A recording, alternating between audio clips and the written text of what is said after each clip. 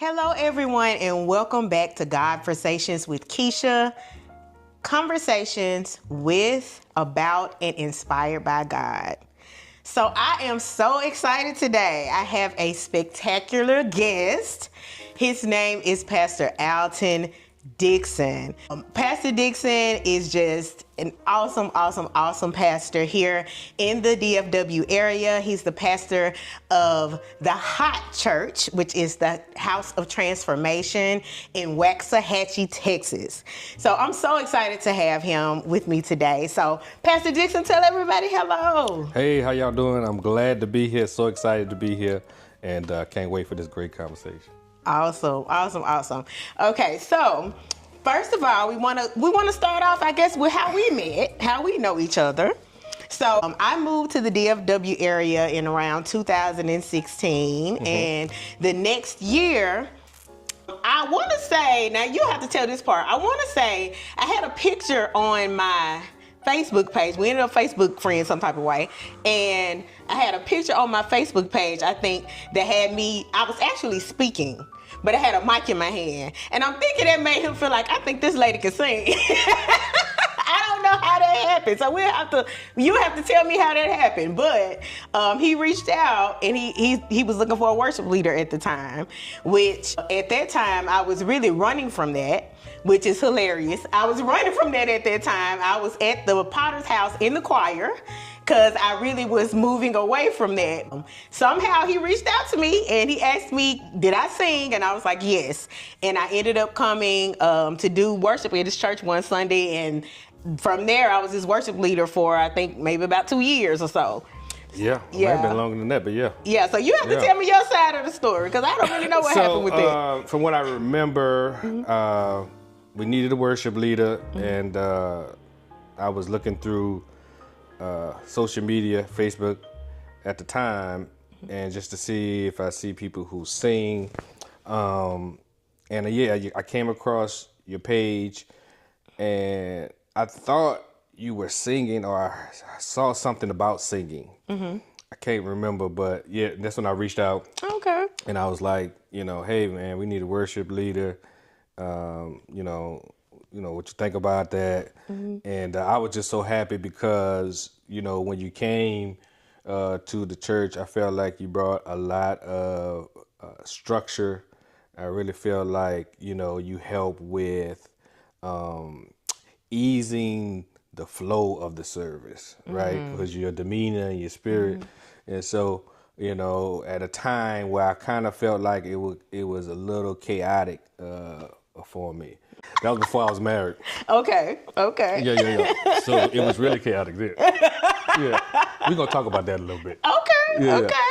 So because I was trying to balance single and pastoring and that whole dynamic. And so I remember that. Then getting married, freshly married, newly married, all that stuff. So definitely was. I just remember it was chaotic. And but that helped out a whole lot. Okay. Yeah. Well, I'm glad to hear that. I'm glad to hear that it helped out, and I enjoyed being there as well.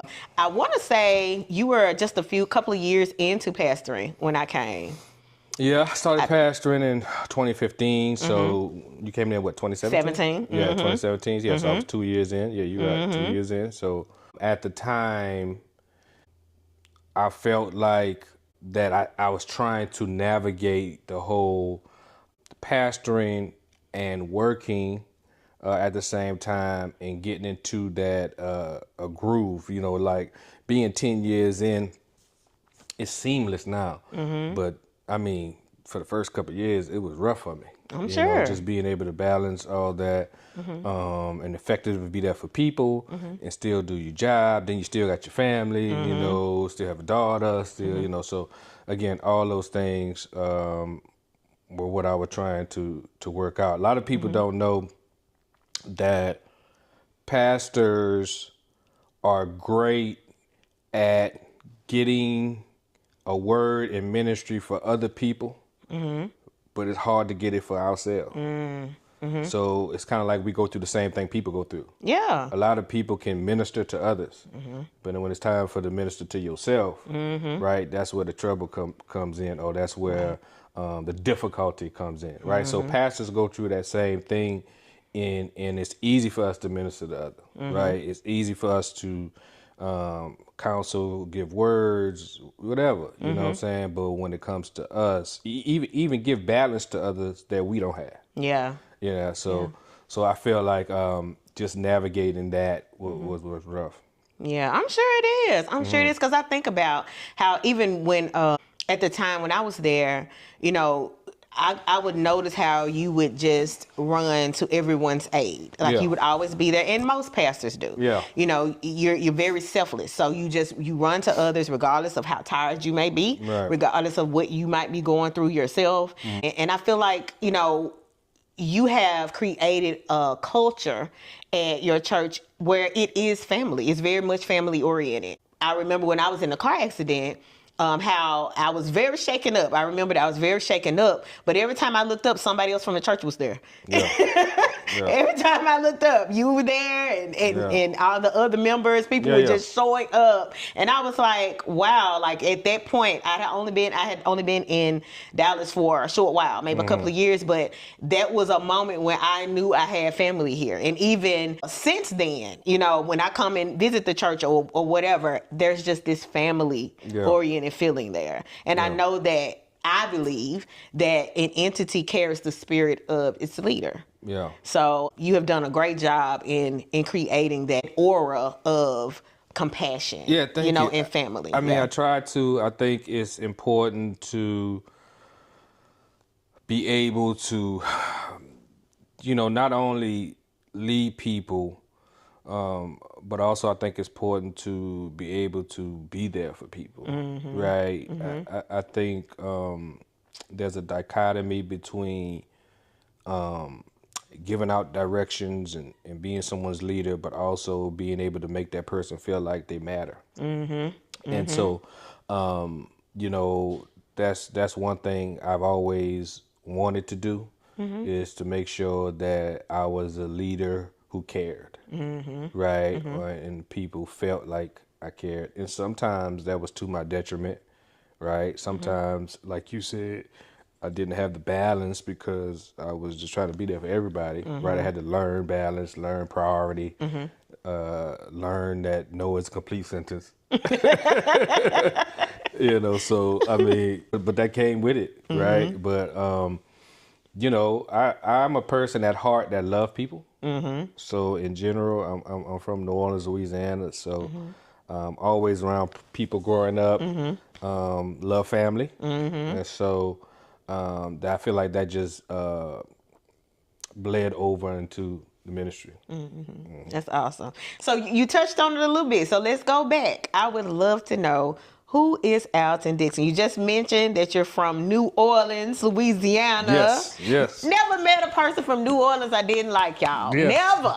All right? Yes. So tell us about that. Tell us about your growing up and how you ended up in Dallas. So I had to sit up when I started telling this story. Okay. I was born in New Orleans, Louisiana, and growing up, grew up in a very loving family.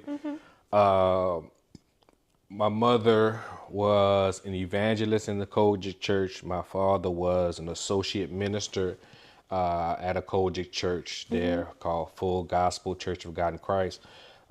Bishop Charles Brown is the pastor there, was and still pastoring. And my dad was a minister there. And so my mom, again, was evangelist. My whole family, even on my mother's side, were in church, part of church, some kind of way, shape, or form, leaders in church. So, you know, just being a baby, I can remember being in church. I can remember laying my head on my mother's lap, asking for peppermints, sleeping, you know, just that whole thing, right? Growing up, my world changed at the age of 8 because I was living a fairy tale from the time I was born to 8. You know, it was the best thing ever. At 8, when my dad killed my mother, that just rocked me to the core. Yeah. Because my world was shattered. Because what people don't understand is it's not just losing someone, it's who you lose and how you lose them. Yeah.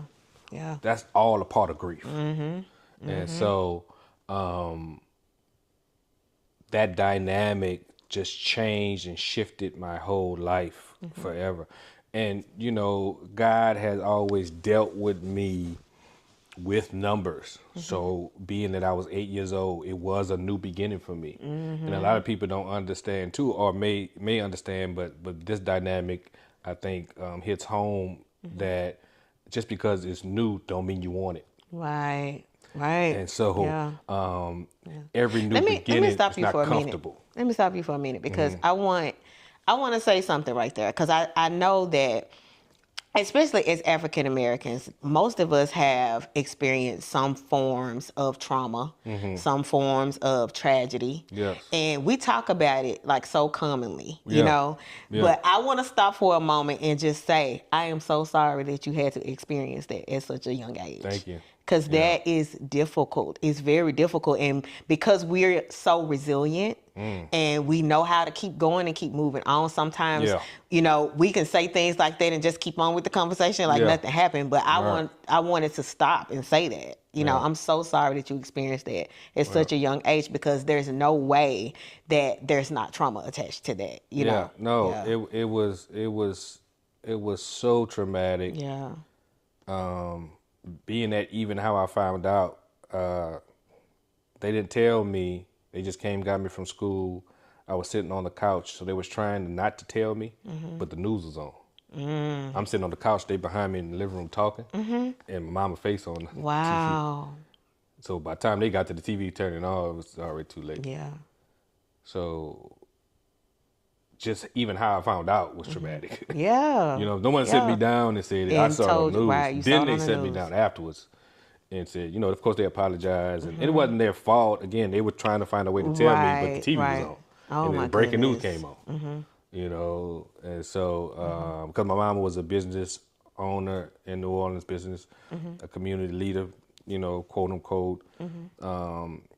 And so she had just started recently a business, was called word processing, what is computers now, teaching people how to use it. She had got a contract with the school she was working at. People were starting to come. She had applied for a contract with the city to start doing that, which she got when we found out after she passed. She got the contract, but she had passed. But so, you know, it was kind of something that was brewing. My family sold $10,000 each so she could start the business. So they thought a lot of her as well. And so, you know, it was just traumatic. It was something that I believe not just changed my life, but changed the dynamic of my family life. You know, how they looked at things, how they viewed things, and even the direction I feel like we was going in. I think during that time, what helped me was my cousin, who's same age as me, Gerald Parker. We call him G Money. At the funeral, I can remember he told me, "Man, it's okay. You can have my mom." Oh, wow.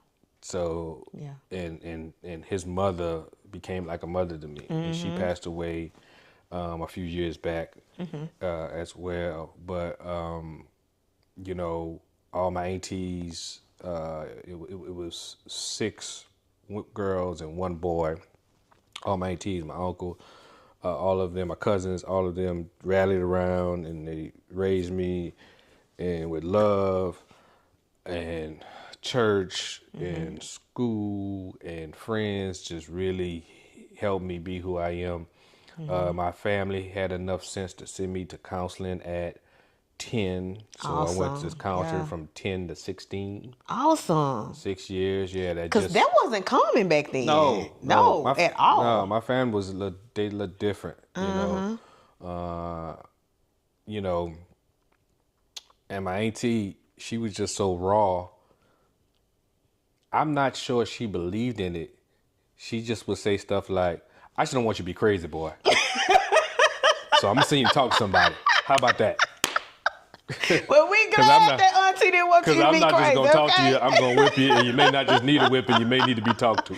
That's good, though. That's awesome. Because that was not common then. No. Like you said, in most households, it would have been a whipping. Would have been a whipping. Yeah, all day, every day. And, and she didn't spare the ride. Mm-hmm. But I'm saying she had enough sense to say, I can't handle this. Right. And I'm not just going to religiousize it, go to bring you to a church and let somebody lay hands on you. But I'm going to let you go sit on this couch over here. Yes. And so I would have to have homework. That was wisdom. See the counsel. It went from first going 3 times a week to 2 times a week to eventually 1 time a week to I didn't have to go anymore. But it was hard at first because I didn't want to go. Right. Yeah. And so, I didn't tell none of my friends, it was so crazy. I used to go after school, during the week, and then 1 time on Saturday, when I was going 3 times. Then again, I went 2 times, twice a week, and then eventually I was going once a week. The crazy part was when I started going to once a week, I wanted to go 3 times a week. Oh. Because by that time, I had grown to love it, and I was seeing myself change, and so. That helped me tremendously. And I was 8 when my mom passed. At 5 or 6, I remember her laying her hands on me. I was asleep, and I remember her saying, God, protect him until he answers his call. Wow. And I was like, the phone not ringing. What is she talking about?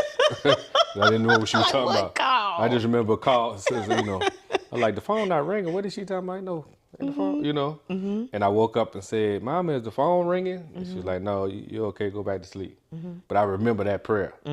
So at 8, she passed. 10, I started having dreams and of church and speaking in front of people and making people laugh. And it's always just have these reoccurring dreams. At 12, God literally spoke to me and said, you're called to do ministry, you're called to do it. And I'm saying to myself, man, this got to be the devil. This got to be something crazy. Like I'm going crazy. Remember, I'm going to counseling then. So I'm thinking it's part of some counseling that's making me this, and I struggle with that.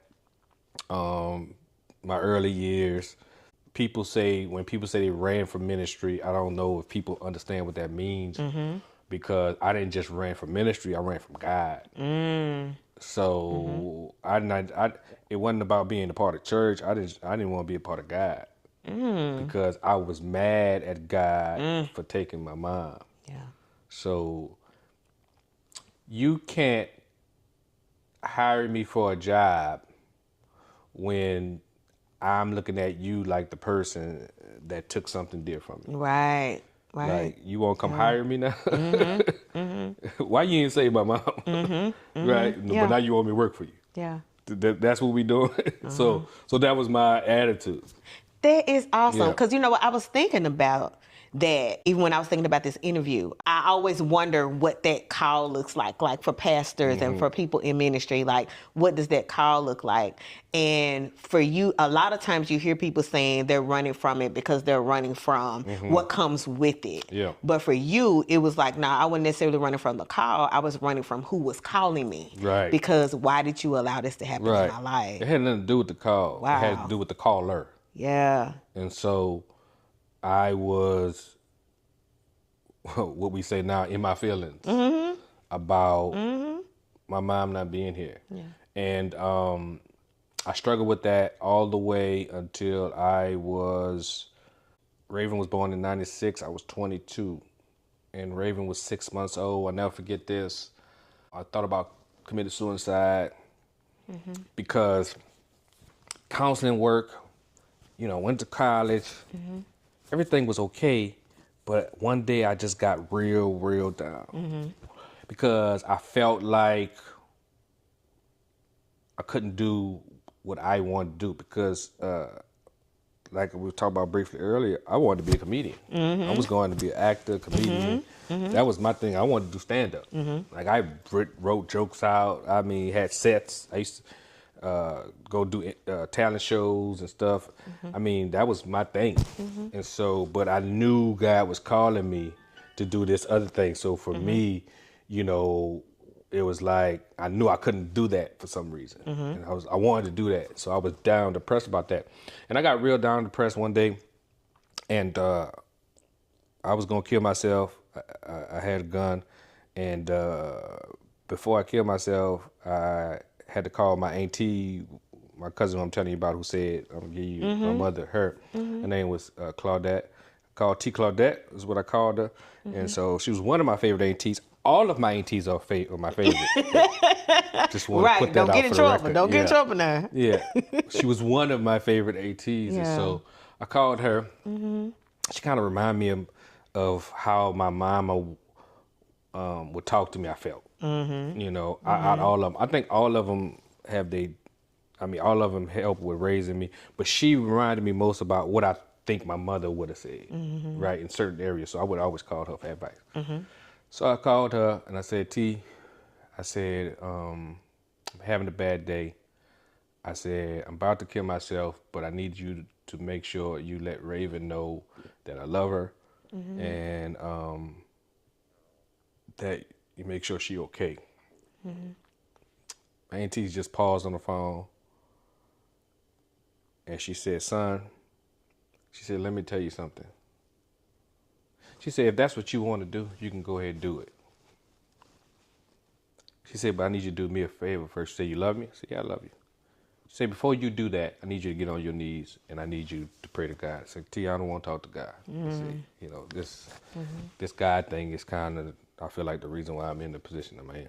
She said, do you love me? I said, yeah. She said, well, promise me, before you do anything, you're going to get on your knees and talk to her. So, okay, do I have to get on my knees? She said, yeah, I want you to get on your knees. She said, before you hang up the phone, though, put the phone down because whatever you're going to do, I'm going to hear it. So I said, no, I don't want you to hear it. So you don't have no choice. Put the phone down. But I want to make sure you get on your knees and do what you're supposed to do. Okay, I put the phone down, still on the phone. Got on my knees. She said, I can't hear you praying. Come on, Auntie. I feel God in here right now. Wow. She said, I can't hear you praying. I start praying. She said, pray louder. I said, God, I don't understand why I have to go through all this. God, I don't understand why you took my mom. God, I'm talking about I went into a whole rant. So much so that I couldn't talk no more because I started crying. While I am talking, I hear God tell me these words. Like I'm telling you like you're talking to me. People don't understand this. I hear God say, your mother did what she was supposed to do. I stopped praying and I said, my auntie's still on the phone. I stopped praying and I said, God, what do you mean she did what she was supposed to do? God told me her job was to get you here. Wow. So you can put your foot on the devil's neck. Ooh! And that just took me out. It's about to take me out now. That took me out. I fell out. I remember falling out, crying. My auntie's still on the phone. My auntie started speaking in tongues. She started praying over me. I felt the presence of God just fall in the room. It was like one of the moments that was a God moment. And, to this day, when I think about it, I get chills because it changed my life. I got chills right now. Yeah. Oh, my God. And when I got up off that floor and I got off the phone with my auntie, from that day on, I said, God, whatever you want me to do, I'm going to do it. Oof. And I've been running for God ever since. And so, amidst the pitfalls, in the midst of tripping over stuff, in the midst of falling, I've never turned away from him and never wanted to go back. Yeah, since that day, I said, my life is yours. Wow. And I'm gonna do what you tell me to do. And so from that day, man, I've been running ever since. Oh my Yeah. God, that is such an awesome testimony. Yeah. That is amazing. And my mind keeps going back to when you said you were 5 or 6 and your mom prayed that prayer over you. I don't think people recognize the power in a parent knowing what their child is supposed to be. Yeah. A parent tapping into God's plan Yeah. and the destiny for their children, and not only tapping into it, but speaking into it. Yes.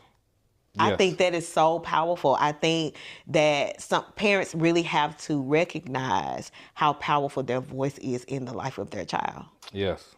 Because you remember that for a reason. No. It's a reason you remember that, right? You were No. 5. I even remember when her hand was on my head, that my head was getting hot. I'm telling you, it's so vivid. You know, sometimes I would even dream about it afterwards. You know, after she passed. But and when I would dream about it, it's so crazy. I would dream from the perspective of I was looking at myself in her. So I didn't dream like I dreamt like there's a camera right here and I was looking. So you know, that within itself, I felt like was another powerful thing. I felt like what we talked about this past Sunday at church, because we talking about prayer this month. So it's amazing we talking about this. Was she was consecrating me for ministry.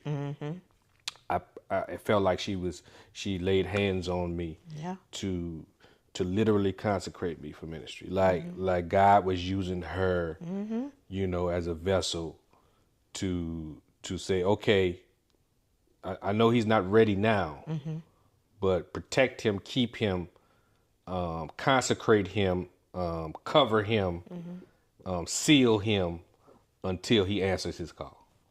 So that's why I felt like that day when I was 22 was so powerful. Yeah. Because that was the day I answered my call. So it was her prayers being answered. Yeah. On that day.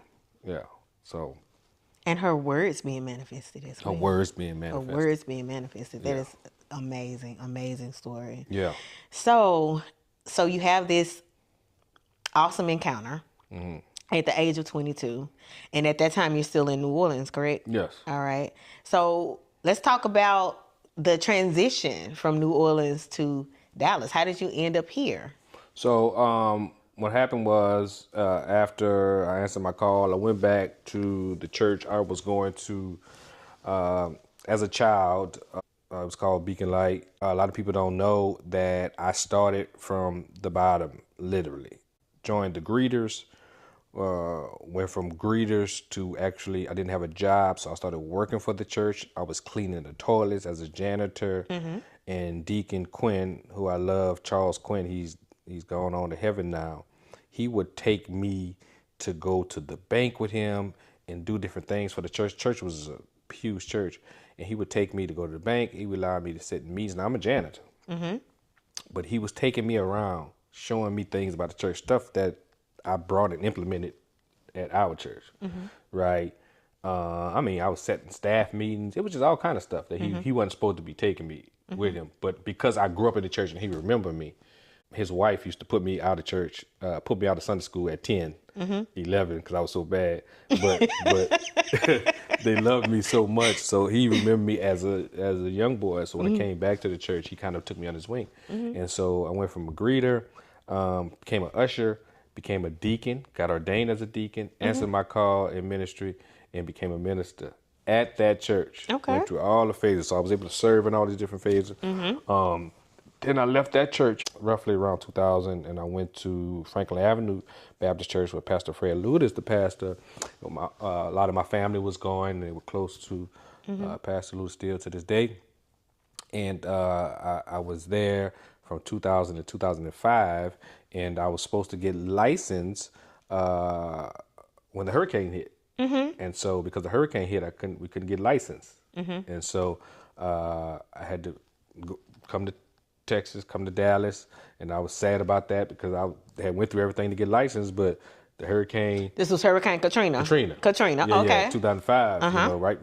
You know, I was supposed to get licensed either that Sunday or the next Sunday. I can't remember. We were supposed to get licensed there at Franklin Avenue, and we didn't because of the hurricane. So I'm sad, you know, Yeah. about that too. But Hurricane Katrina was a huge transition. You know, I left when my cousin went to Houston, thought I was coming right back. Woke up next day, looked on CNN. I saw a street sign. The street sign was here and the water was here. Wow. And you know, street signs are here. So I'm Yeah. like, something wrong with the water that high. Yeah, I actually thought it was a movie. And I said, 'cause I just woke up. Something wrong. I asked my cousin and them, what movie are we watching? He said, this ain't movie, this CNN. It's like, what? Wow. So then it was rough. I mean, everybody's phone was off. My daughter was with her mother. And so I had to literally voluntold her to take my daughter out of New Orleans. I said some unholy words to get her to do that. And so, but I knew she was leaving, and she said she had left, and I did talk to them. So, but then I was like scared. That was playing my mind. Did she really leave? Did she turn around? So I couldn't contact her because the cell towers was down. So the only thing was working was our chirps. You know, you had the Sprint phones, the chirps. So if you had a chirp, you was in. Oh, But if wow. not, That's the only thing that was the only thing working. was working. Yeah, cell phones wasn't working. So a lot of people we didn't know where each other was at. We had to get to a landline or get to something that was called. So it took me 2 days to find out where my child was. Found out she was in Austin.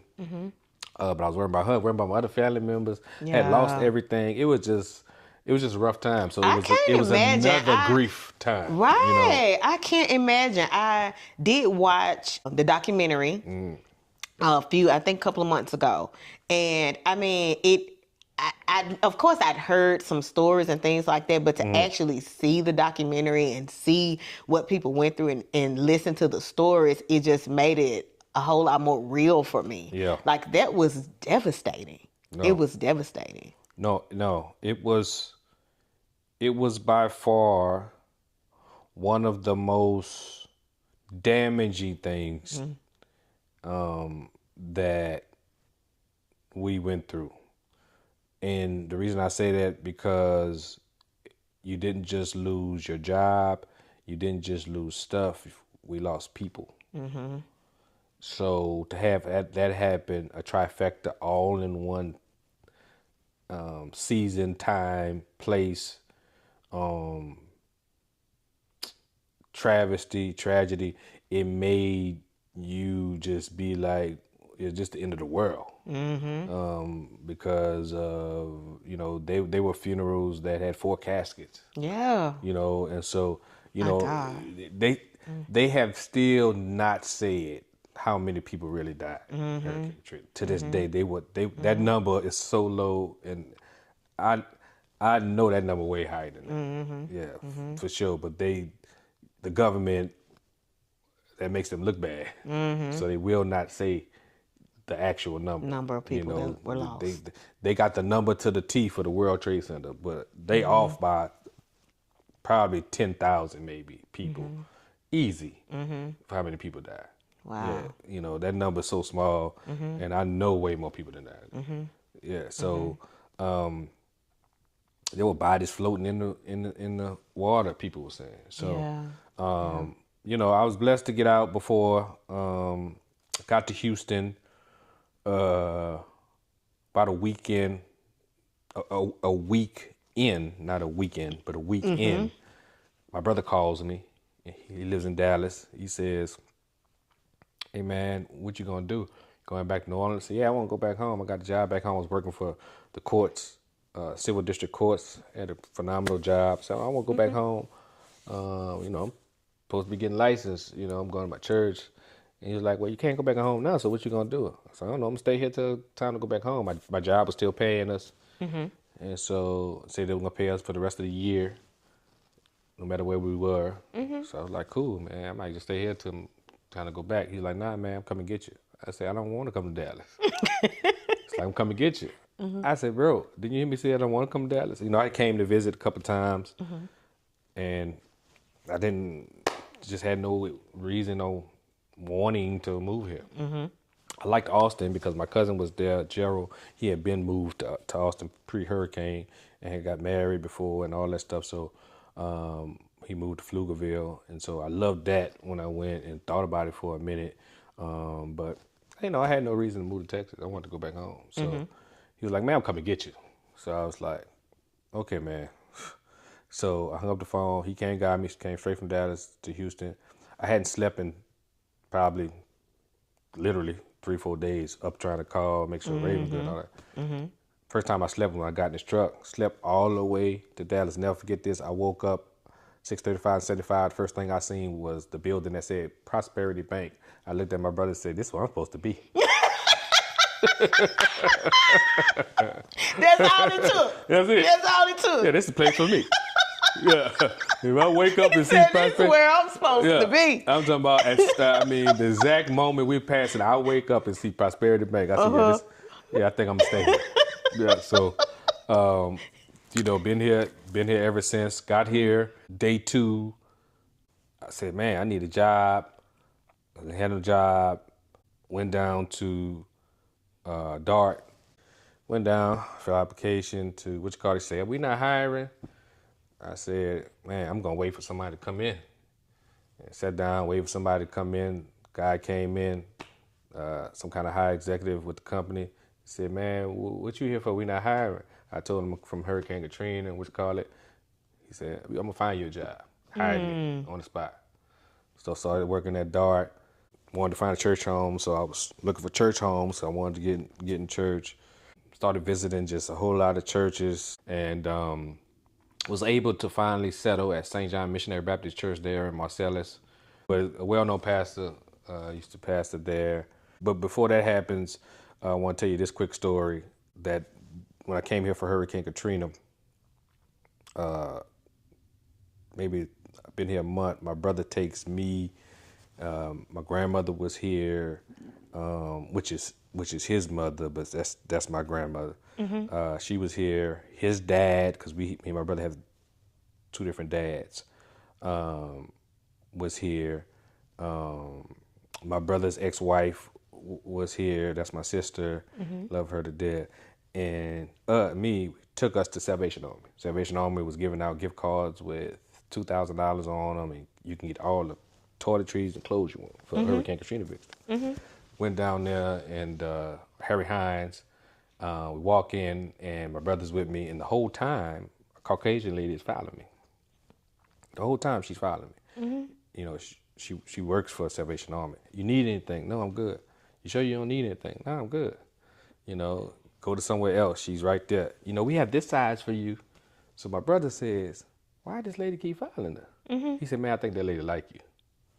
I said, "Nah, that lady don't like me, man. What you talking about? I ain't got nothing. They calling me refugee on the news." "What are you missing? You read the room." They don't want me. He said they calling me a refugee. Yeah, I'm in here getting draws. Ain't nobody trying to get me. I promise you. She don't want me. Trust me. Here, we stay there about an hour, get all the stuff, we leave. We walking outside. My brother's right here. He can verify this story. She runs out of Salvation Army, hands me a card, and said, "I want you to call me. I would really like to talk to you."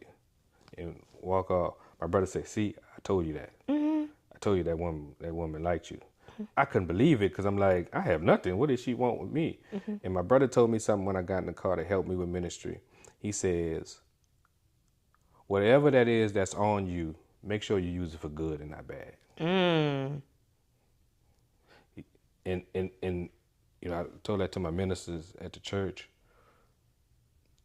When you see stuff like that, that's not you. That's what's on you. See, we start taking it like we look so good. And no, that's gifting. That's charisma. That's intelligence. God puts that on you. Yeah. You see what I'm saying? Yeah. That is not you.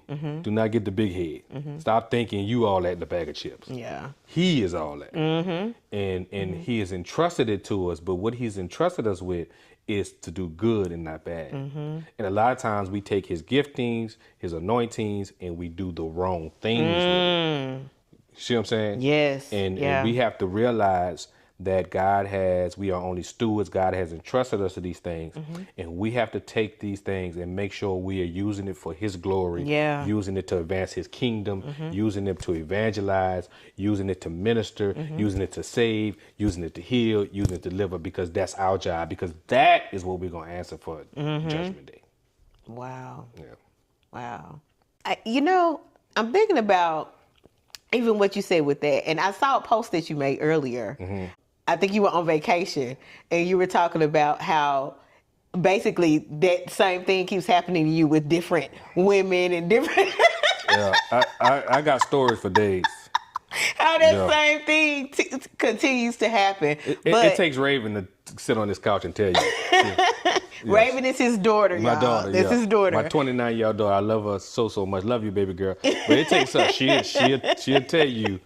She got some stories for you that you be like, that didn't happen. She'll be like, no, I was there. How that happens. So. But this is what I would like to ask. With that, do you feel like at one point did you always know that that's what it was, that it was something that God had given you for ministry and related to your call? Or do you feel like for a while you did think it was you? You did think? Yeah. No, definitely no, I didn't. I mean, I feel like that's human nature. We think it's us. Yeah. So no, I was always witty. I was class clown in high school. I was always witty, always a little charismatic. Didn't have problems with talking to people or, conversations. And, I felt it was me, didn't realize that whole dynamic until I got older, until I started reading the Word, until I really started seeing that when it comes to who you are and what you do, a lot of it is really just not you. You're walking in something that has been ordained or given to you or been entrusted with you. And the way you know that is because if you really think about it, you're really not that smart. If you really sit down and decipher, right, the things you have came up with, said, done, and such, that was not you. Right. Pastors, we understand it because every week when we talk, we get up, we try to explain to people, but I guess maybe a performer, entertainer, maybe they will understand. But when you're pastoring, when you're preaching every week, when you're talking, a lot of times God is telling you to say, He's depositing stuff to say that's not in your notes. That's you didn't even have a clue when you were studying. He always shows you that it's not you. Even while you're preaching, you can see, I can be preaching and see a person mouth moving and read their lips while I'm preaching. There's no way I should be able to do this. I'm preaching. Right. But I can see what they're saying. I done told people what they told their neighbor. And I was speaking at the time. That means that's not you. That's God speaking through you. So I was reading the lips. God was talking. Yeah. You get what I'm saying? Yeah. It's an outer body, inner body experience. So we experience that every week. So it becomes commonplace for us. But people don't understand it. It's really commonplace for you too. You just not understanding when you're talking. Sometimes it's not you. You just think it's you. Yeah. You get what I'm saying? Yeah. When you're ministering, sometime counseling. I don't care what you do, cooking, whatever it is your gift. When you're doing that, God is using you at that moment. Yeah. You just think it's you, right? And you assume it's you, but it's so not you. It's Him using you as a vessel. It's no different than a pipe boasting about giving you water when He was just the vessel the water came through. Right. See, I can't say you were thirsty and I gave you drink. I can say that the water that gave you drink came through me. Yeah. I was used to help in that manner, but it wasn't me. Right. I was just the pipe that the water came through. I was just the oven that helped warm the food. You get what I'm saying? Right. And so when you start looking at your life in that manner of it's not me, but God is using me. Yeah. Then now it does two things for you. Number one, it humbles you not to think you're all that, and teaches you how to handle people. Because you realize you're just like them, or you're one step away. Right? Yeah. Number two, second thing it does is it gives you some clarity to make sure you are careful with your steps, because don't think it can't be taken away. Right. Don't think you can't lose it. Don't think, it's going to always be there. Right? You got to foster it. You got to nurture it. You got to appreciate it. Because since he gave it to you, he can take it away. You better go ask Saul. So he's giving some key points to remaining humble, to humility. Yeah. And that's needed today. That's needed. It's needed today. That's why I put on my post about pride. I feel like number one killer of especially black men I'm seeing is pride. Yeah. Our ego is taking us out. It's taking us out physically because we don't want to go to the doctor. Taking us out spiritually because we think we know everything. It's taking us out emotionally because we don't want to talk to nobody. Taking us out spiritually because we refuse to go to church and bow. Bow to something greater than us. I tell women all the time, if he don't follow God, don't get with him, because who gonna check him? If God can't check him, you ain't got a shot. What you think your daddy God gonna can't do? tell him that. What you think What you you gonna think you gonna do? Yeah, when I was married, and even in relationships and stuff, it's God who tells me, "Hey man, you don't talk to my daughter like that. Watch what you say. Temper it." God checks me. I had to come back and say, "I'm sorry. I apologize. Yeah. Or maybe I shouldn't have did that." Right. Right. So when your friends don't, when your family don't, when you don't, you got to have something bigger than you that does. And if you're not bowing and worshiping him as a man, the man is the leader. So as the house goes, so as the leader goes. Leader goes, so as the house goes. If I'm the leader and I'm not following God, the house is not following God. Then if the house is not following God, that's throwing the whole purpose, destiny, direction off from where the family's supposed to go. I don't care that you getting up, going to church, and leaving him in bed. He's the leader. Yeah. It's important for the leader to be on board, on cue, going in the right direction. Because if the leader's going the right direction, everybody else falls in line. Right? But if the leader's not going the right direction and somebody else have to go behind, now it's out of order. And God can't bless disorder. So now you're working against God instead of working with God. You get what I'm saying? Yeah. So people don't realize the key to success sometimes is not just gifting, it's order. It's putting things first that's supposed to be first. It's putting things in order, as well as your talents, your gifts, and your hard work. Right? If you are disorganized, but you are gifted, you just have become a very gifted, out of order person. When the Bible talks about obedience is better than sacrifice, a lot of times what helps your obedience is your order. Remember, discipline is order, right? It's telling yourself, get yourself in order. Yeah. Right? That's what obedience is. Yeah, you can sacrifice, but how orderly are you? How are you getting yourself in order? How are you prioritizing your health? Yeah. How are you prioritizing your career? How are you prioritizing your credit and your getting out of debt? What are you doing to put your life in order? Faith without works is dead is perfect for your own life. Yeah. Right? You pray all day, but how are you getting in order? I want a woman, I want a man, but are you getting in order? Why am I bring a man or woman to you and you're not in order? And you're not trying to get yourself in order. I can even see, I can bring somebody to you, if you getting yourself in order, and they can help you go the rest of the way. But how am I help you? You're not helping yourself. Yeah. Right. Right? So Right. that's the times we are living in. We're living in times where people want a lot, but won't do a lot. Yeah. They're asking for plenty, but doing little. But we ever get in that mind frame of realizing what order does, what being humble does, getting back to what you said, and just realizing that as Christians, we really have to, because the world is so prideful. It's, YOLO, you only live once, get what you can. Don't worry about nobody else. Yeah. We have to start reining that in when it comes to church Yeah. and teaching our kids about humbleness, teaching our kids about not being prideful. About service. About service. Yeah. Yeah. It's nothing wrong with having confidence, but you still got to be humble. Right. Yeah. Right. A whole lot of good nuggets. A whole lot of good nuggets in the things you just said. So at this point, you're in Dallas. You found a church home. Yeah. So how did you get to pastoring the hot church? How did we get to that place?